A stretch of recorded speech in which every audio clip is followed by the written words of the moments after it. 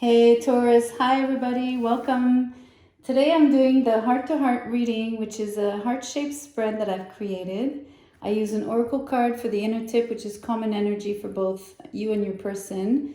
Then I draw 7 tarot cards on each side, and then a last common card, the bottom tip, for something of an outcome between the two of you. So actually, wrong deck. Let me start with laying all the cards for you. So please be relatively patient here. I just need to have everything on the table before I start reading. Your energy is engagement.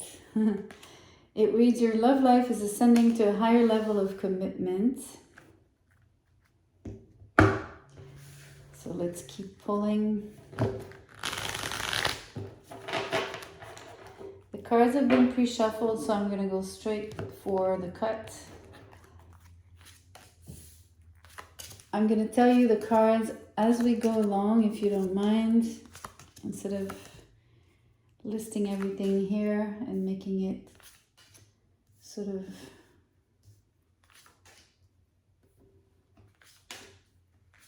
heavy on you to remember everything that I list anyway. So better see the cards, right? Better as we go along.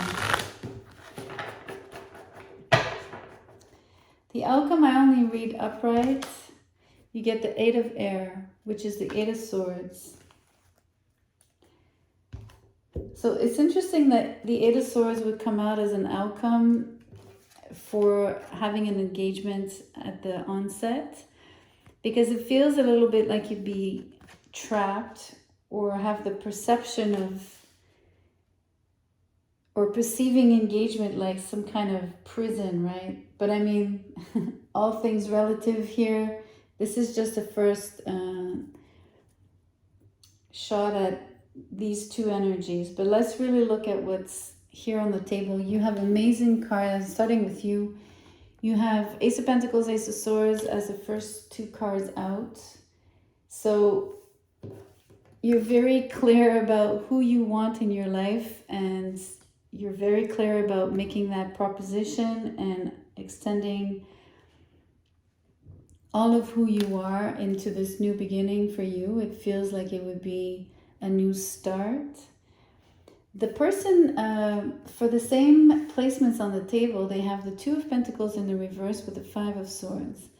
They don't see eye to eye with you for some reason. They're a lot more ambivalent. And we're going to see why as we travel along the spread here. So 4 of Swords, 8 of Pentacles are the following cards for you. You've been fast at work. I think you're preparing the wedding actually, or preparing something of a surprise. And yet you're doing this hush-hush because you're taking it, you're making sure that no one sees what you're doing. You're doing it solo. Planning everything and concocting whatever that mix will be when you actually propose. Because an engagement is not the wedding per se, but it's definitely some kind of celebration around, or just the fact of asking someone in marriage. So, but you want to do it in a particular way. I think you have something on your mind about, you're very clear about how you want it done, how it's supposed to unfold for you. I think you want it to be really, really grand. You want something spectacular. Not that it has to be costly, although money is on the table here as well. But the idea is to make it memorable. So it's a huge transformation for you. You have the Death card and then the 10 of Cups followed by the Hermit in the reverse. It's a huge transformation for you, and you're coming out of isolation. You've been probably, I don't know, for some reason you've been like shying away, and I'm pretty sure you're kind of doing this on the down low, right? Preparing stuff on the down low, but you would have also had your share of singlehood for a long time. You would have been single for a while, maybe prior. We also see the Ten of Cups in the reverse. So you have an ideal of love that you wish could pan out or could eventually come to reality, right? Become reality. Yet you have a little bit of apprehension about this particular ideal. So as much as you have the dream of it, you worry about that dream meeting reality, and for some reason you have this little nervousness attached to how's it gonna go? Are they gonna accept? Am I gonna get turned down? There's a lot of questioning around that, right? Because you know that it's a huge step for you. This will be like a game changer with the Death card here. You know, for me, I see it as transformation. I'm not seeing it as an ending, in case you were wondering. So on the other side here, so I told you the person is ambivalent. So besides the Five of Swords, where I'm not too sure, they have three fives on the table, all side by side, okay? Five of Swords, Five of Cups in the reverse, Five of Wands. So this for me is a huge change, so much so that this person is having a hard time computing what is going on. And as much as you're transforming, they are also having their world completely shatter. I sense that it's creating some havoc, maybe in their personal life, in their own personal life. It's if there's any change relating to you, or if there's anything going on their side, it's been really, really rough. There could have been like lots of fighting, a lot of arguing, lots of sadness, and a lot of just a lot of pressure for nothing, right?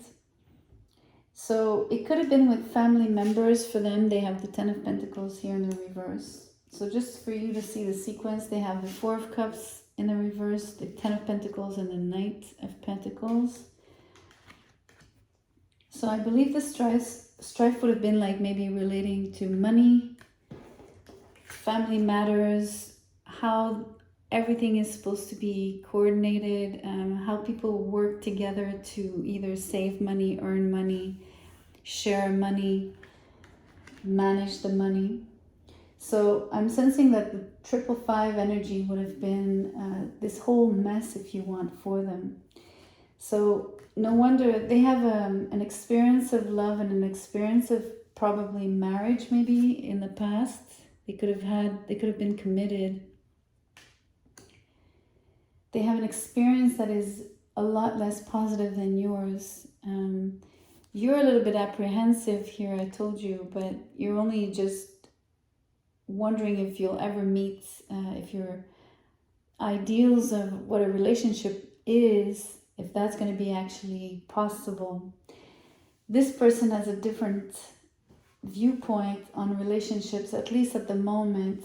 They're extremely ambivalent, and they're going to take their sweet time before entering anything, any commitment, any new commitment. So no wonder you're wondering how this person will receive the offer, the engagement offer. But now I understand better why the Eight of Swords is here as a common energy or outcome. On your person's side, with all this strife and all of this, maybe they had money as particular ties to them, right? Where they felt obliged in the past when it came to materials. And so that would have been really entrapping for them. And they're sensing commitment to be engagement, a little bit like a prison, which is what I was hinting at the beginning. But that's a perception, let's say a false perception if you want, and yet it's not so false. It is it stems from their reality, right?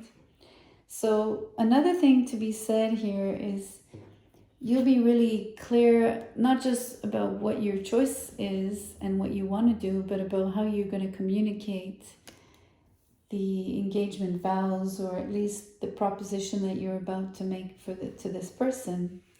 But you will be asking them, quote unquote, for a change as well. You're going to ask them to change along with you, which will happen because we have 555 here. So this energy is both in their past as well as somewhat a projection of the future when it comes to this engagement.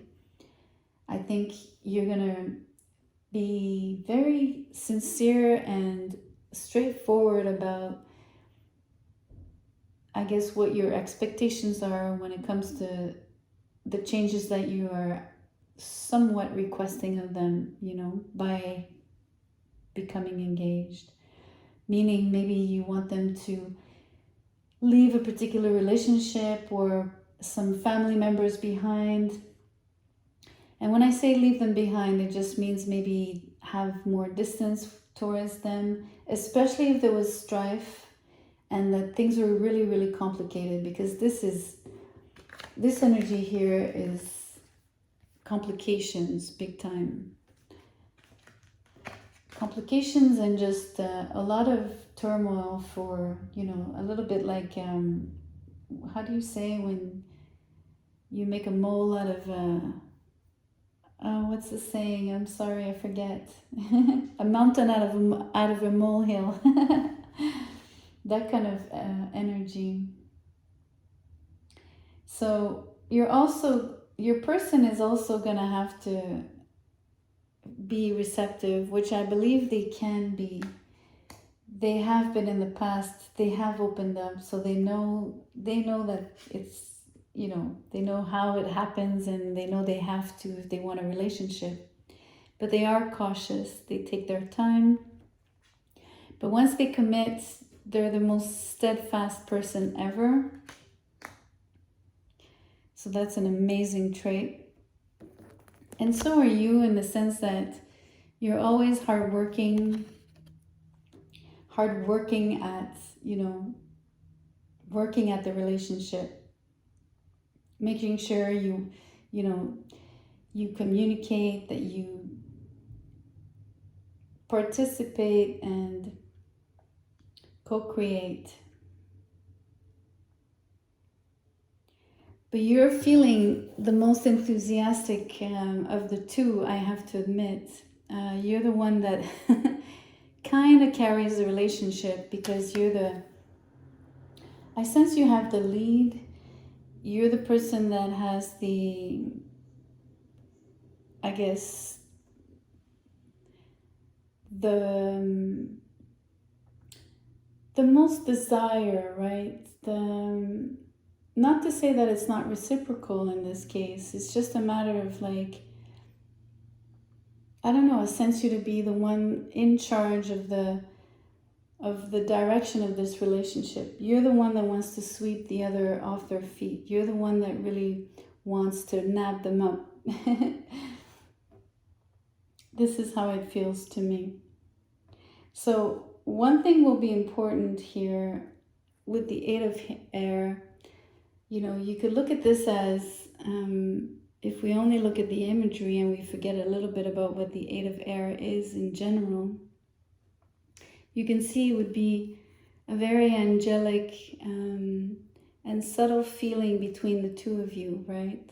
So it reminds me of this idealistic viewpoint that you have, where, maybe you're looking down at the possibility of, almost like looking in the water, although this is all air, but the way it looks, it's looking in a mirror. But it's not about narcissism, it's about looking at a possible, like scrying, looking at possible, the future, looking at what is possible between the two of you, and envisioning what it will be like. And I think you're doing this quite a lot. You've been I did use the word traveling before, but I think it's like the idea's been traveling with you, if you want, about even just committing, about asking this person, about how you want it done, how do you actually see your life together. I feel that you've actually planned a lot of it. And the other thing is, it's the same dreamy energy, but it's a different stance here, right? This one is much more resting on it and not so much intellectualizing it, just, letting things sit. Versus this one feels a lot more, has more brain waves applied to it, if you want. Meaning there's a lot more cogitating about it, wanting to figure out, okay, if I do this, is that going to please them? Thinking, will they accept, let's say, moving in this area? Will they want children? Will they, etc., whatever question you might have, right? It leads me to think that you might have some questions regarding what this person actually wants out of a relationship. It might not be something that you've actually really exchanged exhaustively about so far. I don't think so. I don't see that in the cards. I don't see the exchange around it. I feel much more that this is about you, I want to say pushing it on them, almost like a surprise, almost like, it is, you're making this a real opportunity, like you're presenting this as an offer, almost like a business offer, not to not to down it to, only something that would be like an arrangement, but you basically are coming with a lot of ideas, and I don't think they've been discussed prior. I don't think they've been discussed at all between the two of you. And or if they have, maybe it has created some kind of worry, a little bit of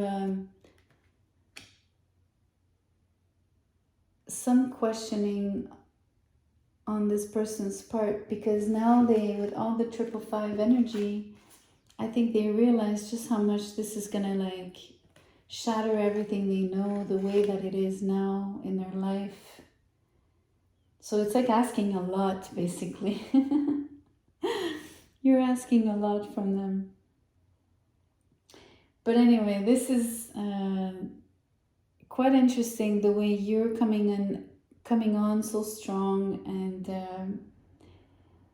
basically with such a big package. And I'm glad to see that they're going to consider it and give you an answer in time, at their own pace. Maybe not that they would have you waiting necessarily on saying yes or no, but maybe that discussion about what the future is could be the first step, right? Before even giving that ring out or really asking them in marriage. I don't know. It feels to me, it feels like the discussion needs to be had. And like I said, you will be quite clear about your vision on things. And that's a big plus for you. Just remember that this person needs some understanding and some compassion from you, if you want. Especially if they eventually admit to having quite an ordeal, or having had either a past relationship that was difficult, that left them kind of worry about committing again, or if they have a family situation that makes it difficult for them to, I don't know, undo what they have set up or the way their life is organized for you, and then leave and engage with you. Leave that to engage with you. You see what I mean? So I'm going to leave the reading there. I hope something resonated in here for you. Do let me know if that's the case. Thank you so much for your presence. It means a lot to me. I'll see you on the next one. Thank you for sharing, liking, and subscribing. Bye.